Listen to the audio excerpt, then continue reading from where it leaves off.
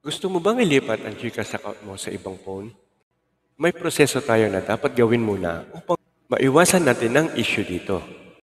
Kailangan mo muna mag-unregister sa old phone bago mo mailipat sa bagong phone. Ituturo ko sa inyo ngayon ang madaling paraan at sa dulo ng video ay ang mga dapat gawin kung sakaling magkaroon tayo ng issue. So, paano tayo mag-unregister ng ating GCash sa mga tatlong easy steps? At sa huli, at what to do in case of issue kung meron tayong problema. Tara, pag-usapan na natin. Okay, unang-una, how to unregister GCash. Meron tayong mga dapat tandaan bago tayo mag-unregister. Okay, so number one, log in GCash sa bagong phone. And number two, uninstall GCash dito sa lumang phone. Okay?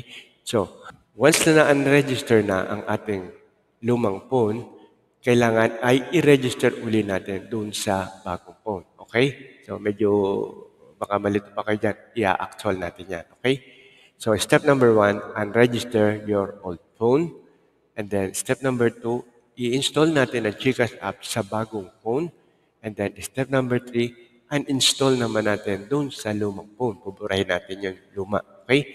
So, ganitong gagawin natin sa actual unregistered sa GCash mula sa ating lumang phone. Okay? So, una-una, open your GCash. Mag-login tayo. Then, ikalawa, i-click natin yung profile. Yan, sa ilalim, yung may arrow. Then, susunod ay click natin ang setting. And then, susunod ay i-click naman natin ang account secure. And then, makikita nyo na yung arrow down. I-click lang natin yung arrow down para makita natin yung mga details. And then, click and register this phone. Okay? So, kung meron kayong dalawa na nakaregister or more na nakaregister dito sa inyong phone na to, makikita nyo yan lahat yan kung ilan yung nakaregister sa inyo. Okay? Kung isa lang naman ang inyong GCash, so walang problema, isa lang din ang lalabas dyan. Okay? So, click natin yung unregister your phone and then that's it. Okay? So, tapos na tayo sa unregister. So, paano naman tayo magre-register sa bago nating phone? Okay, so una-una, makikita nyo sa ilalim, I want to register this phone. Andito na tayo sa bagong phone, ha? Okay, so pag install nyo ng GCash, makikita nyo na kagad yan. This is the bago yung inyong phone. Okay, so enter natin ang ating MPIN at ang ating 6-digit authentication code. And then, of course, hindi mawawala yung napakahirap na selfie. Minsan, matagal, ano? Pero tsaga-tsaga lang yan. Okay? And then, your account is now transferred to another phone. Okay? Ganun lang po siya kasimple. So, kailangan lang natin i-unregister at i-register natin dun sa bagong phone. Okay? So, ibang kaso naman. So, ano naman ang mga dapat natin gawin kung nagkaroon tayo ng issue o meron tayong problema? Okay? So, minsan makikita natin, meron tayong makikita na something went wrong. Okay? Yung case na yan ay madali lang. Very minor yan. Ang kailangan lang natin gawin dyan ay mag-reset ng ating device, mag-clear ng memory, at mag-clear ng cache sa GCash. Okay? So, kung na-encounter nyo something went wrong, meron tayong video niyan para mapanood nyo at ma-explore nyo at makita nyo ang mga iba-ibang paraan kung paano natin i-reset ang ating GCash. Okay? So, meron tayong link niyan sa description para kukopyahin nyo na lang at panoorin nyo na rin yung video. Okay, next. Kung nakalimutan nyo naman ang inyong MPIN, madalas yan makalimutan din natin, especially kung matagal natin hindi nagamit. So, click lang natin yung forget MPIN and then enter lang tayo ng bagong MPIN. Of course, dadaan kayo uli sa mga proseso. Kaya meron din tayong video niyan kung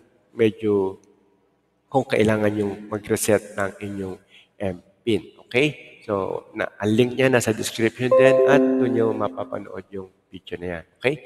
So, next na.